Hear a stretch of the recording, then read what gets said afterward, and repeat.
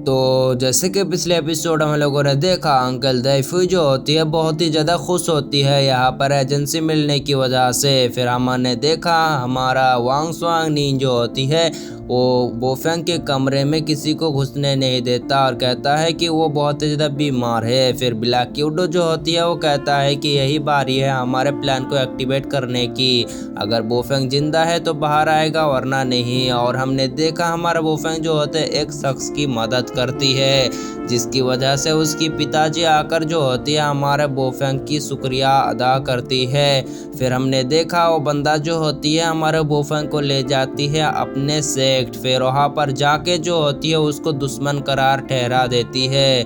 और अब आगे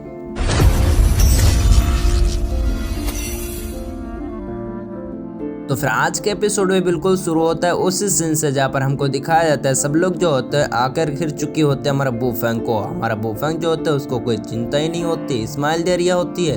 फिर वो बंदा आगे बढ़ने लगते है, लेकिन उसका बेटा आकर कह रहा होता है कि पिताजी आगे मत बढ़िए, ये बंदा सही है। लेकिन कह रहा होता है हाँ डिब्बे, ये हमारा यहाँ पर दुश्मन यानजी सेठ के बंदा है, मैं अच्छी तरीके से पहचानता हूँ। हमारे यानजी सेठ मतलब हमारे दुश्मन यानजी सेठ के लोग ही है ये बंदा। फिर हमारा बोफेंग कह रहा होता है कि मुझे अगर तुम्हारे दुश्मन ही निभाना था तो इतना आसानी से मैं तुम्हारे बेटों को यहाँ पर हेल नहीं करती। कह रहा होता है कि ये तो यहाँ पर यानजी सेठ के तरीका होती है लोगों के साथ घुल मिलने की, मैं अच्छी तरीके से जानता हूँ हमारा युग सेठ तुम्हें जान से मार डालेगा। फिर कह रहा होता है कि तुम्हारी इतनी जरूरत कैसे हुई हमारे सेठ के अंदर पावर रखने की, आज तुम्हें गर्दन से काट डालेंगे। हमारा बोफेंग कह रहा होता है कि अरे मैंने पहले ही बताया है कि मैं कोई दुश्मन ना हूँ। और फिर कह रहा होता है कि हमला करो इसके ऊपर, ये कुछ ज़्यादा ही बदतमीजी कर रहा है। फिर सब लोग जो होता है हमला करने के लिए चला जाती है, लेकिन हमारा बोफेंग जो होता है हवा में उड़ जाती है, अपने नीडल को निकालते हैं चार चार और उसके हाथ में गाड़ देती है, जिसकी वजह से उनके हाथ से जो होते तलवारें छूट जाती है, वो सब नीचे पटक जाती है। हमारा बोफेंग भी नीचे आ जाती है, कह रहा होता है कमीने मैं तुझे नहीं छोड़ूंगा। फिर वहाँ पर कह रहा होता है लेकिन हमला कर देती है, लेकिन हमको दिखा देता है हमारा बोफेंग जो होता है बाल बाल बच जाती है और उसके हाथ में जो होता है नीडल को घुसेड़ देती है, जिसकी वजह से कह रहा होता है उइफ मरहाई घट गया। मतलब हमको दिखाया जाता है उसके हाथ जो होते हैं इंजर्ड हो चुके होते। कह रहा होता है कि मैं मानता हूँ कि मैं तुम्हारे सामने हार गया, लेकिन यहाँ पर तुम चाहो तो मुझे जान से मार डालो, लो मुझे मार डालो। लेकिन उसका बेटा करो नहीं पिताजी। लेकिन हमको दिखा देता है हमारा बोफेंग जो होता है अपने नीडल से उसके हाथ में घुसेड़ देती है, जिसकी वजह से हमको दिखा देता बंदा कर होता है कि आज मैं मरने वाला हूँ, आज मैं मर जाऊंगा। लेकिन हमको दिखा देता उसके बेटा जो होता है स्लिप आते कर होता है कि ब्रदर मेरे भाई को बचा लीजिए, कुछ ना कीजिए उसके साथ। फिर हमको दिखाया जाता है हमारा बोफेंग जो होता है उसके हाथ से नीडल को निकाल लेती है, जिसकी वजह से उसके हाथ से जो होती है सही हो जाती है उसके हाथ। फिर हमको दिखाया जाता है कर होता है कि अरे ये तो यानजी सेठ का यहाँ पर ब्लैक पावर होती, या हमारे सेट में कैसा आती है। और हमको दिखाया जाता है वो सारे के सारे ब्लैक पावर जो होते हैं कहीं पर जारी होती है। कर होता है कि अरे ये तो हमारे मेंशन होती।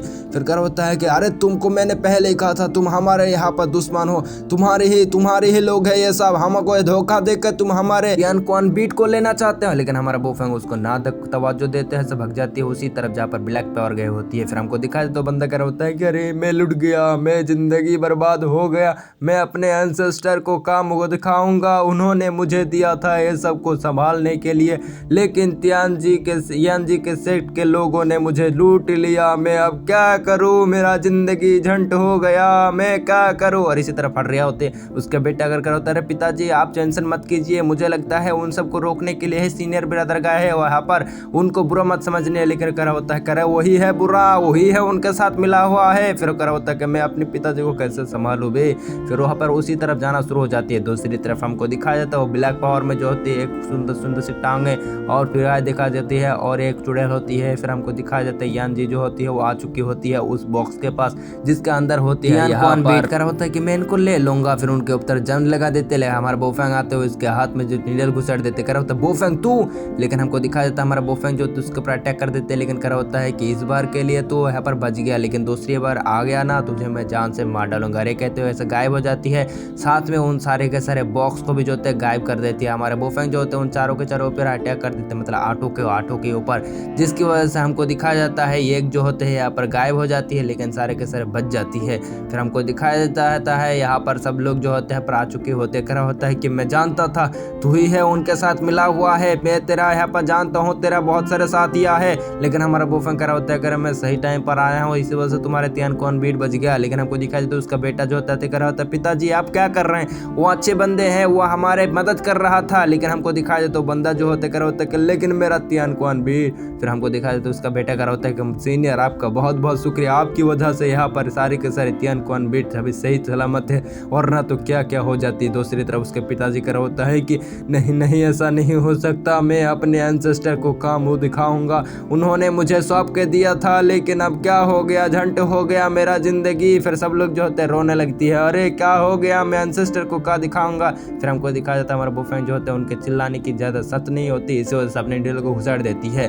फिर हमको दिखाया जाता है हमारी हीरो बताना शुरू कर देती है कि इन सब में थोड़ा सा लेट हो गया, इसी वजह से इनमें से एक बॉक्स गायब हो गया। फिर वहाँ पर हमको दिखाया जाता है बंदा जो होता है उसको बताना शुरू कर देती है कि इन सब बॉक्स के अंदर क्या होती है यहाँ पर। और फिर हमको दिखाया जाता है हमारा बुफेंग जो होती है उन सब लोगों के अंदर से जो होता है अपनी डील को घुसाड़ लेती, मतलब बाहर निकाल लेती है। फिर वो बंदा जो होता है चौड़ में आकर कहना शुरू कर देती है कि इन सब के अंदर जो है यहाँ पर हमारे एंसेस्टर की यहाँ पर छुपाई हुई मेहनत की हुई यहाँ पर जो चीज़ है उनको कहा जाता है तियान क्वान बीट, और उन्हीं की वजह से क्वान बीट हमको मिली। और इन तियान क्वान बीट के अंदर बहुत ही ज़्यादा अच्छी पावर होती जिससे ईविल पावर को भी अच्छी तरीके से रिफाइन किया जा सकती, उनसे ईविल पावर को दूर किया जा सकती है और उनको राइजियस पावर में बदल सकती है। हमारा बुफेंग पूछता है कि इन सारे के सारे अंदर क्या है यहाँ पर तियान क्वान बीट है क्या, लेकिन हमको दिखा दे तो बंदा बताना शुरू कर देता है नहीं नहीं ये तो यहाँ पर हमारे एंसेस्टर के यहाँ पर चाल होती है कि यहाँ पर इन सारे के सारे बॉक्स को बनाया ताकि यहाँ पर दुश्मनों को ना पता चल सके कि इनके अंदर कौन से बॉक्स में असली यहाँ पर बीट छुपा हुआ है। और अभी तक हमको भी नहीं मालूम कि इन सारे के सारे बॉक्स में से असली तियान क्वान बीट कौन सा बॉक्स में है, और यहाँ पर हम फील नहीं कर सकते क्योंकि हमारे अंदर उतना ज़्यादा पावर नहीं होती। है क्या कर रहे जिंदगी झंड। फिर वहाँ पर वो अपने सिर को दबाने लगते, लेकिन हमको दिखाया जाता है उसका बेटा कर होता है पिताजी आप क्या कर रहे हैं। फिर हमारा हीरो सोचने लगता है कि अभी तो सोचूं इस सेट के अंदर यहाँ पर मेंबर क्यों नहीं है। फिर वहाँ पर उसके बेटा आते कर होता है कि क्या ब्रदर हमारे आप मदद करेंगे इन सब तियान क्वान बीट को ढूंढने में। कर होता है कि हाँ जरूर। और फिर हमको दिखाया जाता है सीन कट होगा, मतलब बाहर का सीन दिखाया जाता है जहाँ पर हमको दिखाया जाता है झांग फै जो होती है उनके दादाजी होती है। या मैं एक बात क्लियर करना चाहता हूँ कि भाई इस बंदे को एक बार तो पिताजी कह रिया है, दूसरी बार तो दादाजी कह रिया है। मैं इसको क्या बताऊँ, हिंजड़ा बताऊँ या क्या बताऊँ, जरूर से आप कमेंट में बताइएगा कि इस बंदे को मैं दादाजी कहूँ या फिर पिताजी कहूँ या फिर कुछ कहूँ, मतलब कोई और ही कुछ कहूँ।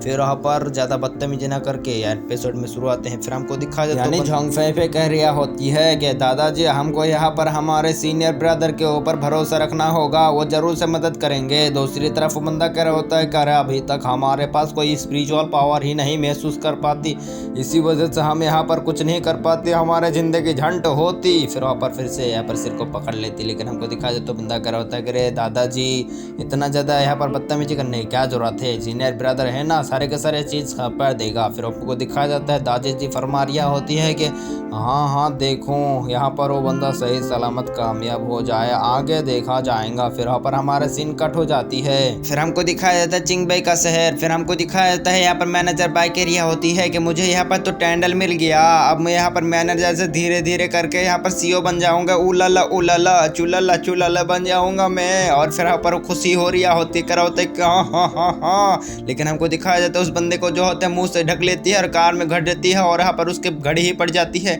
और कार यहाँ से निकल जाती है। फिर हमको दिखाया जाता है यहाँ पर उस बंदे के मुंह से जो तो खोला जाता है मास्क को, कह रहे होते हैं कि तुम सब लोग कौन हो, मुझे क्यों पकड़े, अरे मिस आप यहाँ पर किस लिए बुलाया है मुझे, यहाँ पर इसलिए बताएंगे क्या। फिर हमको दिखाया जाता है यहाँ पर ब्लैक विडो कह रही होती है कि यहाँ पर मैं जानता हूँ तुम्हें यहाँ पर टेंडल मिलने के कारण, क्योंकि तुम्हारा जो बहन है आईमो वो यहाँ पर तुम्हारी बहन होती है, भाई होती है, क्या होती मुझे नहीं मालूम, लेकिन मुझे लगता है उसी के कारण तुम्हें मिला है यहाँ पर टेंडर यानी एजेंसी। और अगर मैं बताना चाहता हूँ कि तुम्हारे डैकंग फार्मास्यूटिकल में तो कुछ भी इज्जत नहीं है, इसी वजह से तुमको यहाँ पर टेंडर कैसे मिल गया यानी एजेंसी। फिर वो बताना शुरू कर देता है कि आईमो जो है बचपन से ही यहाँ पर हम दोनों एक साथ बड़े हुए हैं और वो मेरे हर एक बात मानता है, इसी वजह से ये सब बात तो यहाँ पर कॉमन ही है कि वो तुम जरूर से मुझे यहाँ पर टेंडर जरूर ही दे देगा, मुझे लिए यहाँ पर पानी कम चाहे है। फिर ऊपर कहना शुरू कर देता है कि मैं तुमको एक ऑफर देना चाहता हूँ, डीकंग फार्मास्यूटिकल हॉल तो तुम्हें कोई भी पसंद नहीं करता, बाहर निकालना देना चाहता था तुमको, लेकिन हमारा यहाँ पर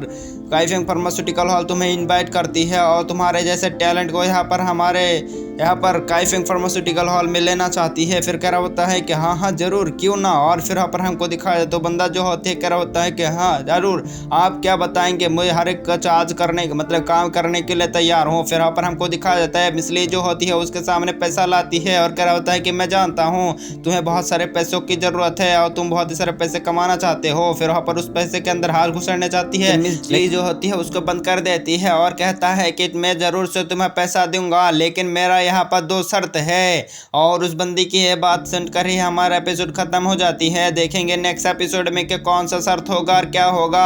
डीकंग फार्मास्यूटिकल तो अब गया काम से, क्योंकि मैनेजर धोखा देने वाली है भाई, धोखेधाड़ी धोखेधाड़ी। तो इसी बात के साथ हमारा एपिसोड खत्म हो जाती है। ज़्यादा बदतमीजी करके एपिसोड को खत्म करते हैं। Bye bye, tata, goodbye, अलविदा, टूरूरू।